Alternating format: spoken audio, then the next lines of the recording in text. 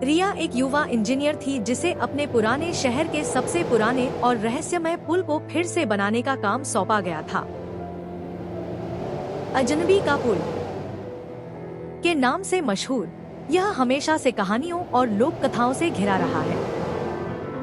कहा जाता था कि रात में पुल पर खड़े होने पर हवा में एक अजीब धुन तैरती थी जो आपको पुल के पार एक अज्ञात जगह पर खींचती थी। रिया इन कहानियों को बकवास मानती थी, वह बस अपना काम करना चाहती थी। अपने काम के पहले ही दिन रिया को पुल के केंद्र में एक अजीब सी नक्काशी मिली। यह कोई ज्ञात प्रतीक नहीं था, बल्कि ज्यामितीय आकृतियों का एक जटिल चक्र था। जब उसने उसे छुआ तो नक्काशी से एक हल्की गूंज निकली, जो केवल उसे ही सुनाई दी। उसने इसे थकावट मानकर नजरअंदाज कर दिया। जैसे जैसे दिन ढले और निर्माण कार्य आगे बढ़ा, रिया ने देखा कि पुल के पुराने पत्थर रात में हल्के से चमकने लगते थे, जैसे उनके भीतर कोई मंद रोशनी हो।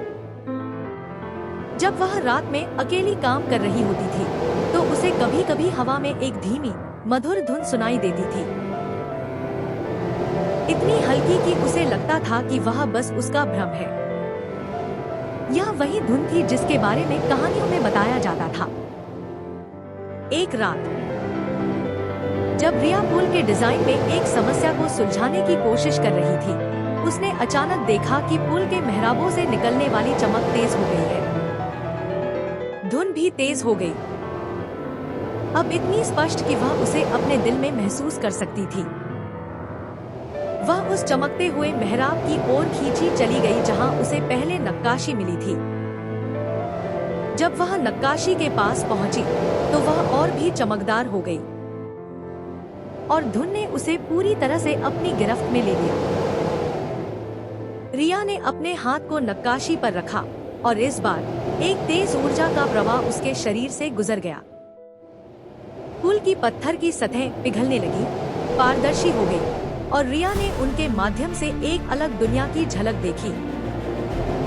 एक ऐसी जगह जहां आकाश एक अलग रंग का था और पेड़ अजीब रूपों में बढ़ते थे।